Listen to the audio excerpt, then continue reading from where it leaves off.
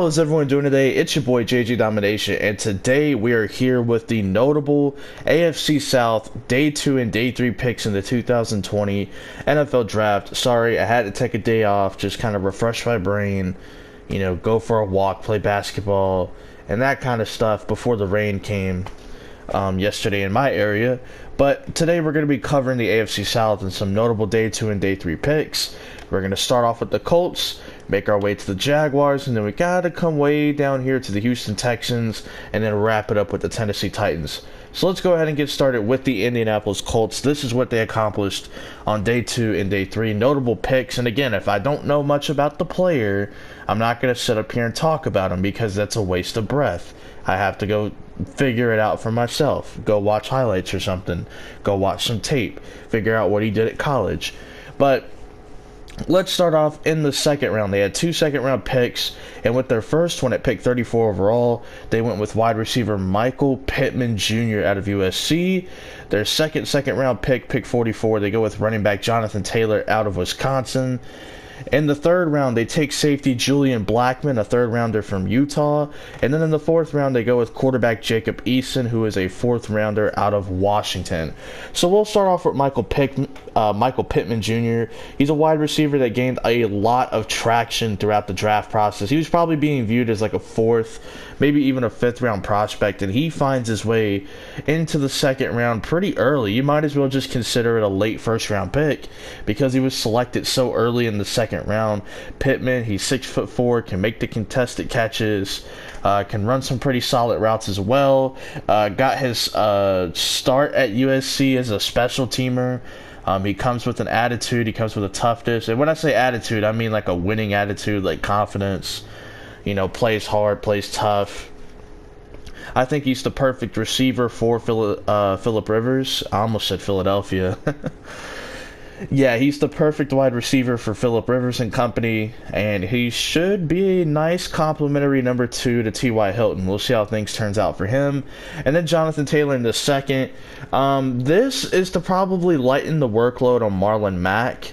Marlon Mack, of course, is in a contract year. There's talks about him potentially getting an extension. If it doesn't work out and he can't get an extension, now you have Jonathan Taylor. You also have Nyheim Hines on the roster, who's like a receiving back slash special teams player. He's basically like a poor man's Tariq Cohen, but he doesn't get the recognition or the production because he doesn't get used as much. But Jonathan Taylor, what's interesting about him is he has like 900 plus carries in his college career, and a lot of those guys don't end up being as successful in the NFL because they already come with that wear and tear. They've already kind of used their best years. So it's going to be interesting to see how Jonathan Taylor translates. Obviously, I do think he's going to be good. I think if you have a split backfield with him and Marlon Mack, that's the best way you're going to preserve his body. Watching some of his interviews and stuff, even on NFL Draft Night, I mean, he is an interesting person. So wish him nothing but the best. And then you look at Julian Blackmon, a third-round safety from Utah. Rumors that this team could look to trade Malik Hooker. Maybe this is a guy that comes in right away and plays some strong safety or competes for the strong safety position. It's pretty much wide open at this point. He comes from a good zone coverage school like Utah, who has produced a lot of solid defensive backs. So, should be interesting to see if he'll be able to make a role on this team. Maybe the team's third safety on the field. And then finally, Jacob Eason. Very interesting. I'm not the biggest fan of Jacob Eason, but I see why teams like him. He's big. He's got a strong arm. I mean, it's your prototypical stuff all over again. He's just not mobile. He's not good under pressure. His footwork can be a little weird when he's under pressure. He was a former Georgia commit, and he ended up losing the starting job to Jake Fromm in a quarterback competition. Eason did the smart thing, transfer instead of just waiting around for your opportunity. Played at Washington, was actually pretty good at Washington, but again, when you dig deep into the film and start nitpicking and analyzing, there's a lot of things that he needs to work on. But I think he's in a pretty good situation, man. He does have some Phillip Rivers in him, if that makes sense. He kind of has that little swagger that Phillip Rivers has. He does kind of remind me a little bit of Phillip Rivers, but will his game be anything like Phillip Rivers? That's going to be the question, and he'll have at least a year to sit. I think Jacoby Brissett might have 1 or 2 years left on his deal as well. So you really need a long-term quarterback answer heading into 2021 and 2022. And I guess that guy's going to be Jacob Eason. So, hey, shout out to him. I hope everything works out with him. Rooting for him, you know. So, good luck to Jacob Eason and good luck to the Colts as we head over to the Jacksonville Jaguars. They had a ton of day 2 and day 3 picks. So let's just go ahead and get through them. In the second round, they took my boy, wide receiver Laviska Shenault Jr. out of Colorado. In the third round, they took defensive tackle Devon Hamilton out of Ohio State. In the fourth round, they take a swing at the offensive lineman from St. John's, Ben Bartch, in the fourth round. Also in the fourth round, they take a corner, Josiah Scott, out of Michigan State. They also go with a linebacker in the fourth round out of Miami, Shaquille Quarterman. In the fifth round, they take a shot on big-time college receiver Colin Johnson from Texas. And in the sixth round, they go and get Jake Lutton, a quarterback from Oregon State. So let's start off with my guy, Laviska Shenault. I'm just happy that he did not slide drastically because he's a really good player. The guy is going to be kind of like a Deebo Samuel light for this team. He's probably going to be their guy that they use in like the screen game. They'll probably use him over the middle of the field. He's going to be a good safety valve option for Gardner Minshew. If you can't dump it off to the running back, you'll have Laviska Shenault as well to help you work that short to intermediate gain. He also offers some vertical threat potential as well. He's not just like a one-trick pony, Laviska. He can do a lot of different things out there. He can even line up at running back at times. He's just a very intriguing player. Good fit, I guess. We'll see how Jay Gruden utilizes him, the new offensive coordinator. Then we get to the third round, Devon Hamilton. They probably could have done better, but Devon Hamilton's a solid player. He's just going to come in here, slide in, be a run stopper day one. Ben Bartch, you know, a nice swing on a small school tackle. Probably better options on the board, but we'll see if Ben Bartch is able to really carve out a role. Is he going to be a swing tackle? Does he compete with Cam Robinson and Jawan Taylor? Does he compete potentially for a starting job? Do they kick him inside the guard for his first year? He does come with guard flexibility. We'll see.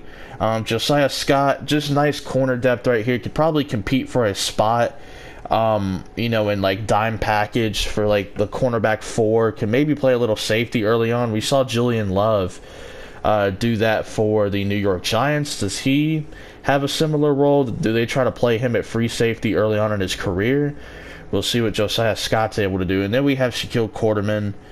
Just nice linebacker depth. You know, this team, well, they would have had Telvin Smith potentially if he would have came back to football, but he just got into some legal trouble, which I'm not going to get into. I don't really like to talk about stuff like that.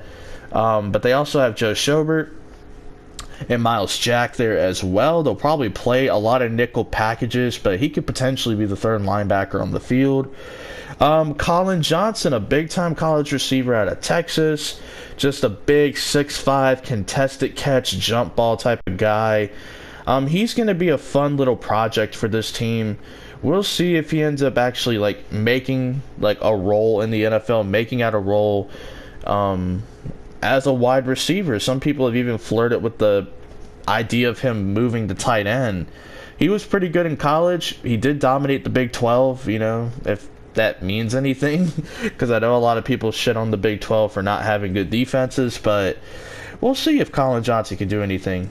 And then Jake Lutton in the 6th round out of Oregon State. The only reason I bring him up is because, you know, I'm going to bring up all the quarterbacks that got drafted, but, you know, he'll probably compete with Josh Dobbs for the backup quarterback job. If he doesn't make it, he'll go on the practice squad. No big deal. But, yeah, that is what Jacksonville did on day 2 and day 3. These next two teams didn't really have a whole lot of picks that stood out or a lot of picks, so this should be easy to fly through. For the Houston Texans, they took 2 notable players from day 2 and day 3, and they all actually came on day 2, and that's going to be defensive tackle Ross Blacklock out of TCU and edge rusher Jonathan Grenard out of Florida. Ross Blacklock, pretty good player. I do like the fit right here. Could be a nice rusher from the interior. You know, he'll bring that upside anyway. Good athlete in the interior as well. Losing DJ Reader is a big deal, so now you have Blacklock there for at least the next 4 years. And then Jonathan Grenard. It's interesting because, like, at Florida, I'm looking out for certain players and not all. You know, like I was looking out for CJ Henderson. Jonathan Grenard was another big one, but I really wasn't watching Jabari Zuniga like that. You know, it's weird. Like, I'll look out for certain players, but not all. Like, same thing with Clemson. Like, if I'm watching Clemson, I'm looking at, you know, like Trevor Lawrence, T. Higgins, Isaiah Simmons. I'm not really looking out for, like, John Simpson, you know. But Jonathan Grenard, you know, just nice depth at the edge rusher spot. You know, it's something that they definitely needed to address. So, the Texans, you know, they had limited picks. I didn't really like their picks afterwards. It's just kind of whatever. But, yeah, they got a couple of players who could do something. And then for the Tennessee Titans, in the second round, they took Christian Fulton, corner out of LSU. In the third round, they took Darrington Evans, a third-rounder out of Appalachian State at running back. And then this team took quarterback Cole McDonald, a seventh-rounder out of Hawaii. So, Christian Fulton, pretty interesting. He was here in the late second. I was actually kind of surprised he fell that far, but once I started seeing Trayvon Diggs fall that far as well, it was like, well, yeah, it kind of makes sense, I guess. They must not value those corners that highly, but good find for Tennessee. I thought it was important that they come away with a corner because Logan Ryan is still unsigned as of recording this. Malcolm Butler could be cut this preseason, if there is a preseason, you know, knock on wood, with COVID-19 and all that. And then, let's see, Adoree Jackson, I don't think his fifth-year option's been picked up yet, so a whole lot of uncertainty as we head into 2021 and beyond with this cornerback room, so they really needed to bring someone in. Darrington Evans, a third rounder out of Appalachian State at running back.